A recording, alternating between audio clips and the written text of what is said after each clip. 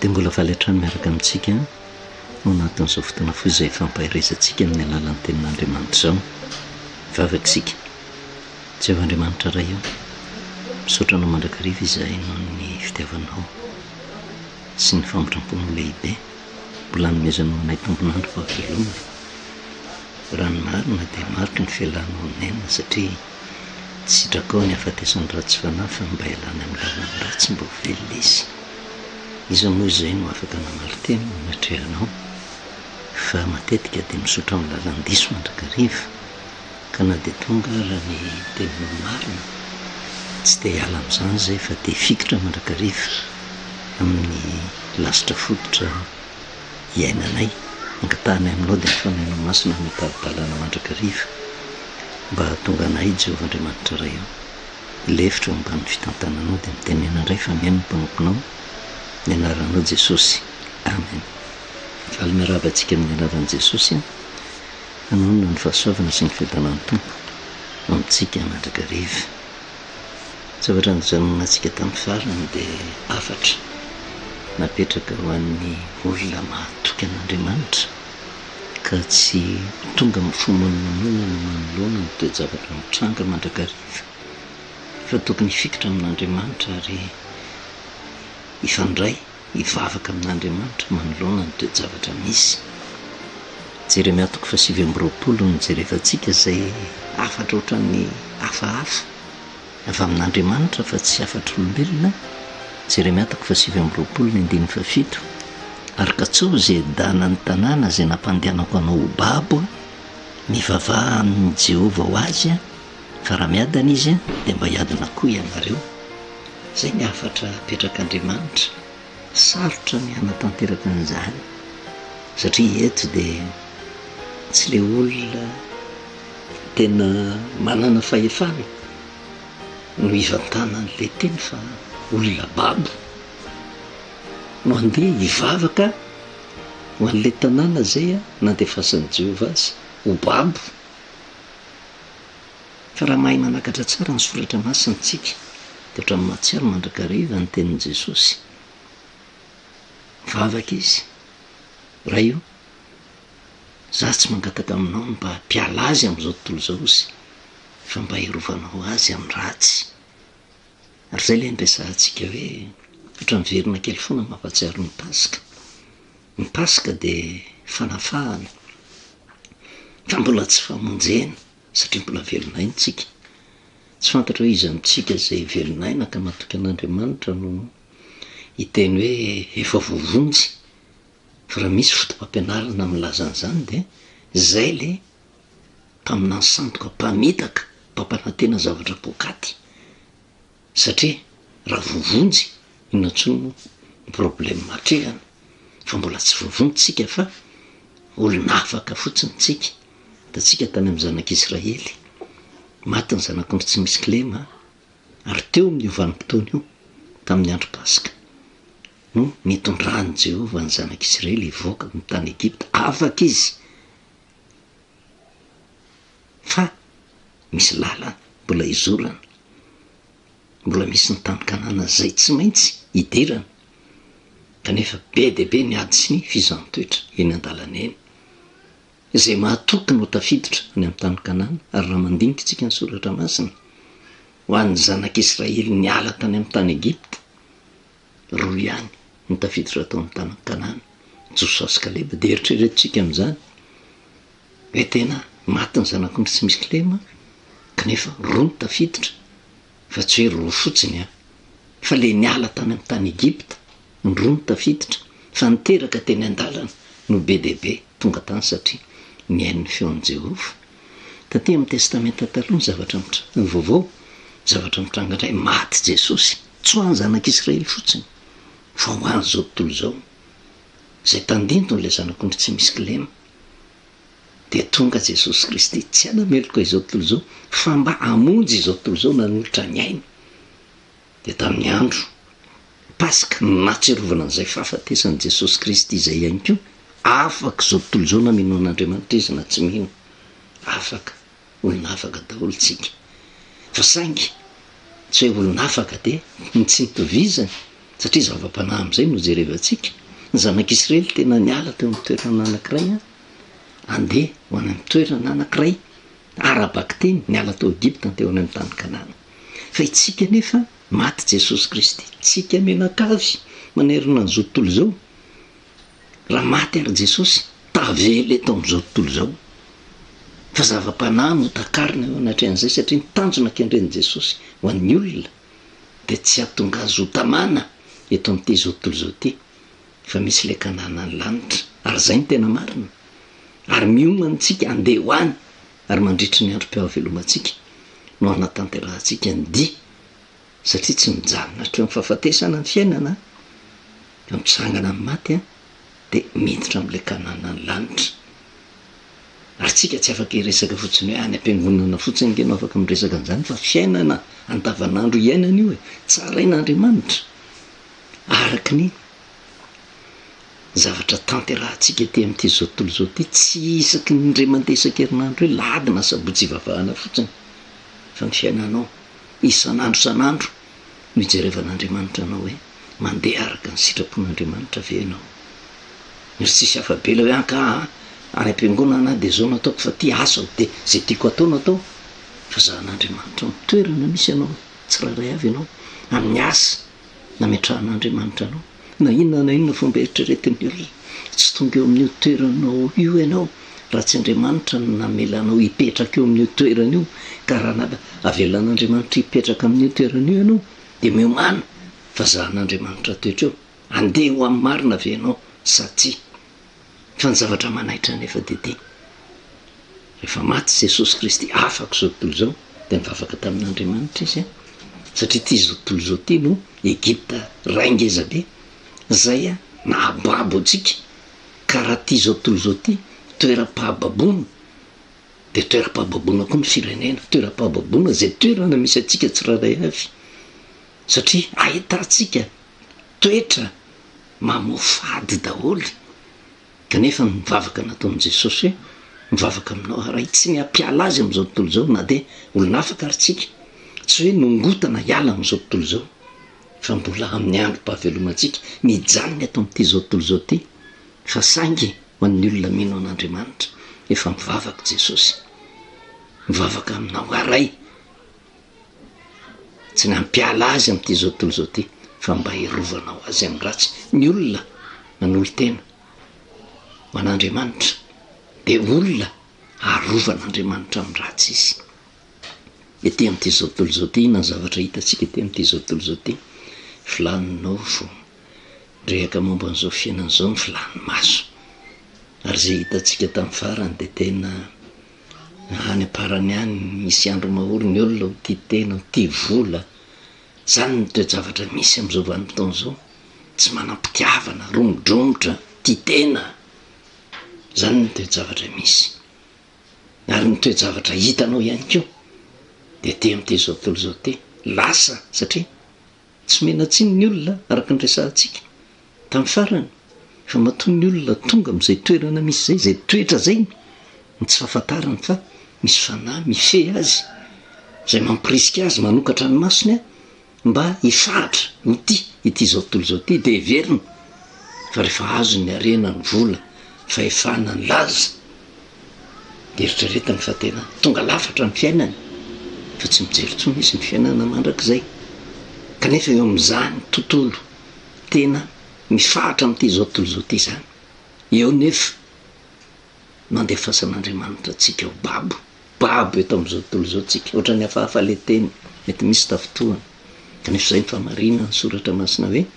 babo tsika eto amin'izao tontolo zao. Ao anatin'ity zao tontolo zao ty ny firenentsika babo tsika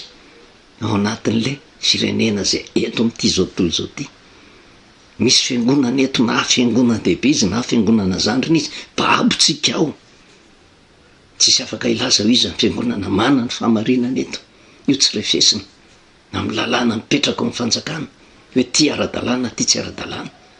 fa efana ara-panahy no misy ny fivavahana babo isika. Tsy mbola nahita mihitsy hoe tena amin'ny fiangonana takan'izao dia tena tonga lafatra fa refesy fotsiny hoe tena fiangonana ve no tena marina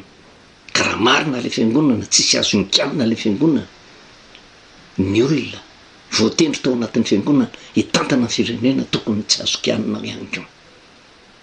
fa zany tory tsy fanomezantsiny fa anokafana ny masom-panahany tsirairay avy eo misikotra amin'inona ny zanak'olombelona le te amin'ity zao tontolo zao ety zany hoe babotsika ao amin'ny fianakaviana misy atsika ihany ko babotsika ao ary rehefa jerevana koa ny tenatsika io vatan-tenatsika io babotsika raha tsy mitandrina ary zay mila fanoloran-tena ho am' Jesosy Kristy inona no te zavatra misy nanaitra atsika eo amin'ity toeram-pahababony ity nefa mitenenan'Andriamanitra hoe katsao zay edanan'ny tanàna zay nampandehanako anao ho babo zany hoe tena mivavaka mihitsy eo am'le toeram-pahababona mangataka amin'Andriamanitra aoka mba hiadana ty toeram-pahababony ity tanjona kendrena zany io tsy miadakadam-poana zany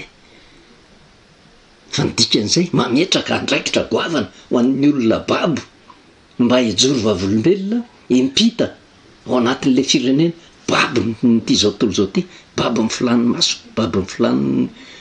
ndreka momba an'izao fiainana zao babo ny fitiavakarena babo ny fitiavatena ao ny hijoroana vavolombelona ary ny babo nefa no irahan'Andriamanitra ao misy antony mahatonga an'izany rehetrarehetra zany zay tsara ho fantatritsika ka raha ampatserivintsika kely ny teny inona ny zavatra mitranga am'izao andro faran'izao mampatsiaro kely fotsiny ny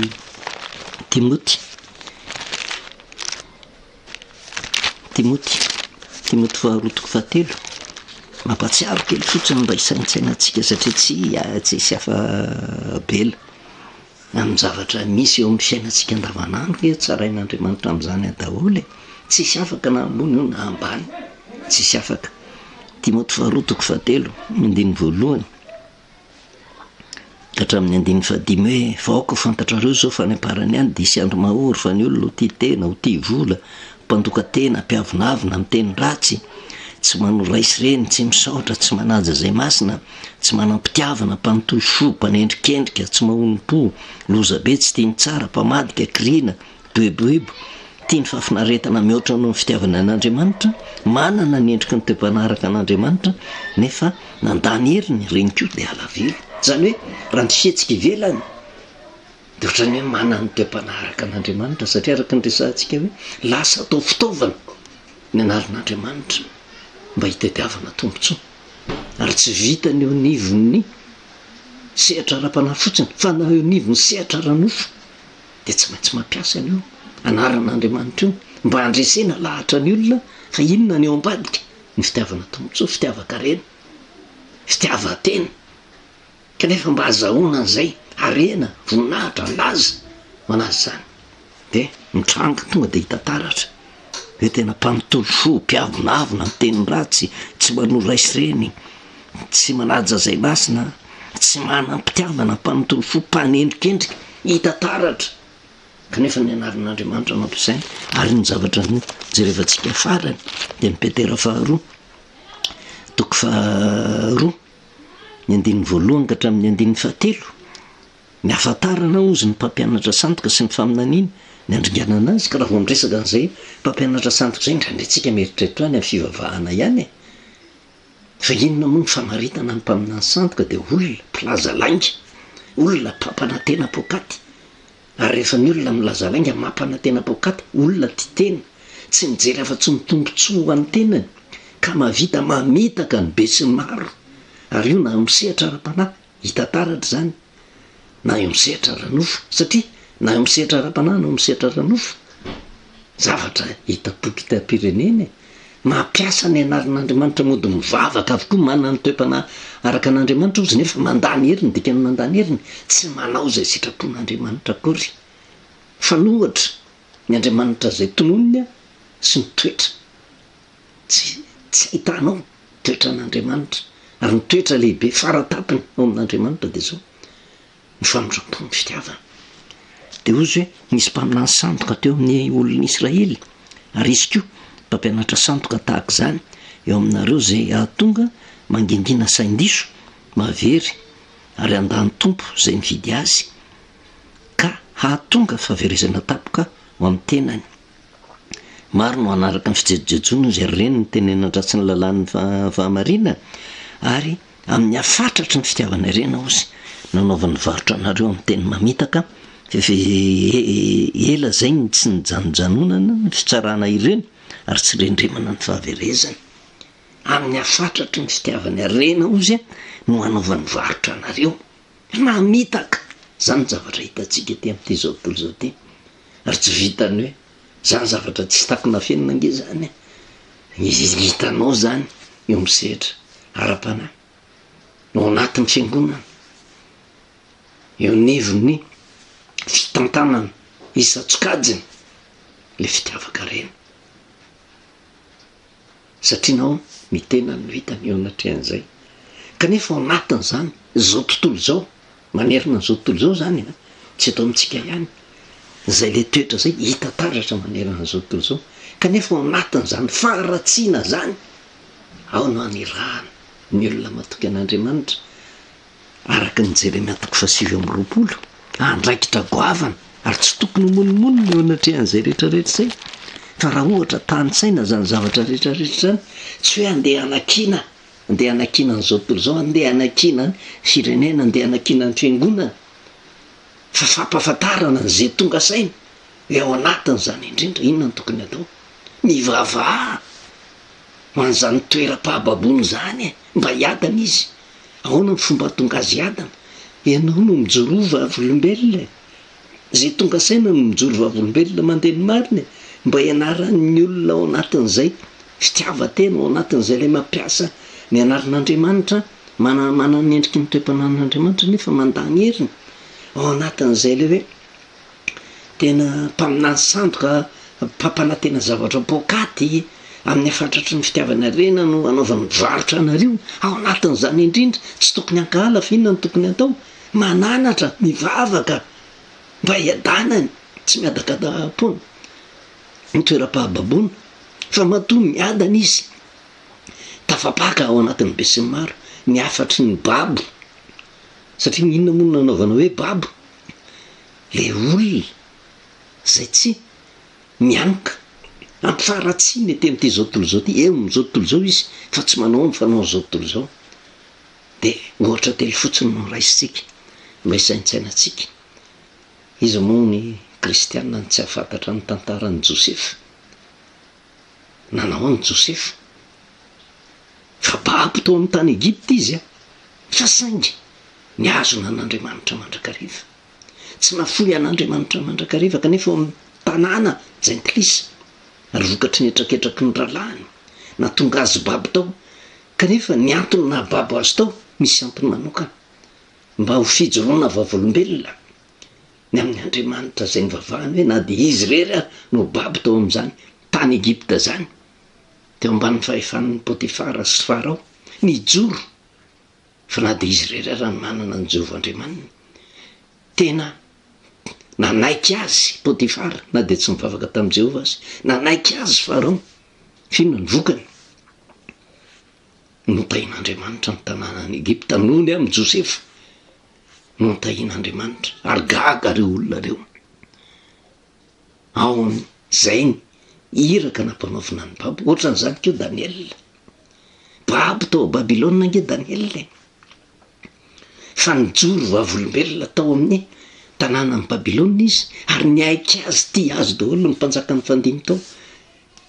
mpanjaka hatramin'ny Nebokadnezara mpanjaka ny Babilôna ny dimbiasan'ny Darius mpanjaka ny Mediana sy ny Persiana satria lasa voagejy Babilôna avy eo indray ndimbiasan'ry Kirosy fanaka sitraka ny Daniel zay miorina tamin'i Jehovah kanefa maro anisy tao anatin'izany tanàna zany ny tsy mivavaka tamin'i Jehovah tao no nampandehanana fa noho ny amin'ny Daniel tsy afaka ilaza fa nikorotany Babilôna na de teo ary ny mpanjaka ny fandimbin'ny tantana ny Babilôna fa tena voata Babilôna natanjaka Babilôna tamin'izany vanim-potoana zany fa iny moa le firenena zay tsy nanaky an' Jehova dia tsy maintsy potehan' Jehova ny fihefarany ary ny fihefarany rehefa tsy nanaky an' Jehova Babilôna navoaka ny tao amin'izay ny babo potika tanteraka Babilôna le babo ary zany ary ohatra farany zay raisitsika izy moa ny Jesosy zay rahantsika tsy hoe teto amin'izao tontolo izao izy no ariana dia miakatra any an-danitra any amin'ny toerana faran'izay tsara nanatanteraka mission fa avany amin'ny toerana faran'izay tsara indrindra ny raha ny eto amin'ity zao tontolo zao babo ty mba hitory fanafahana manara-dian'i Jesosy fetsika eto amin'ity tany fahababony ty koa no ny andren'Andriamanitra mao sy ametrahany ny afatra Jeremia 9:7 ka tsao zay adana ny tanàna zay nampandehanako anareo babo ary mivavah amin'ny Jehova ho azy fa raha miadana izy dia mba hiadana koa ianareo ka raha zany ny toe-panahin'ny olona matahotra an'Andriamanitra mitory fitiavany satria zao tontolo zao ty tsy mahay manzany fitiavany zany ato amin'ity zao tontolo zao ty zao tontolo zao zay resahako zany hoe tsy miraran'Andriamanitra fa mampiasa ny anaran'Andriamanitra ho fitaovana fotsiny inona ny zavatra misy eo fitiavam-bola fitiavan-karena fifanenjehana fitiavan-tena famitahana dia hita taratra eo na iza le atsika hoe mamitaka amin'ny afatratry ny fitiavanareo ozy nanaovan'ny varotra anareo amin'ny teny mamitaka kanefa ny olona miaraka amin'Andriamanitra tsy matahotra n'izany teny mamitaka zany fa ao anatin'izany indrindra izy mampiseho ny tena fitiavana ampahalemem-panahy nanambaran'ny marina mba hatonga saina ny tsiraray avy ho raharange ny fiefarahanao raha mbola mitoetra ao anatin'ny faratsiny io ianao izy moa aiza moa no anirahana ny mpanompon'Andriamanitra ny anirahana ny mpanompon'Andriamanitra nge dia mba tahaka an'i Jesosy Kristy tonga teto amin'izao tontolo izao izy nilay mazava mba hitondra fahazavana ao anatin'ny aizina any amin'ny maizina nanirahana amin'izao tontolo izao nanirahana ka raha tsy mahatsapa an'izay andraikitra izay olona tsy manana n'Andriamanitra ka matoky sy mihina fa Andriamanitra ny fiadanana dia miasa mandrakarivo ao anatintsika mba hahafahantsika manototosa ny andraikitra tandrify atsika indrindra ho an'ity firenentsika ity mivavah amin'ny firenena zay nampandehanako amin'ny babo mba hiada amin'izany firenena zany dia miada aminareo voninahitra an'Andriamanitra hivavaka isika Jehova Andriamanitra reo dia misaotra anao amin'ny teny indray zay nomenao mamperitreritra anay manoloana ny zavatra misy fa kay eto amin'izao tontolo izao tokoa izahay tsy misy afa-tsy faratsiny eto ary misy antony matoa napetrako eto izahay tsy andeha hitsikerana hanameloka akory fa mba hijoro vavolombelona mba ho fianarana ho an'ny rehetra dia matoky sy mino fa hiasa mikery ianao ho an'ny olona zay manonona ny anaranao mba tsy teny ratsy ny anaranao fa andeha mahitsy tompo dia apetraka etan'ny terokobela taminao ndray ty firenena ty ianao miasa mba hiatana an'izao firenena zao ny anaranao Jesosy amen manao velomantsika amin'ny anaran'i Jesosy manonona ny fahasoavana sy ny fiadanan'ny tompo amintsika mandrakariva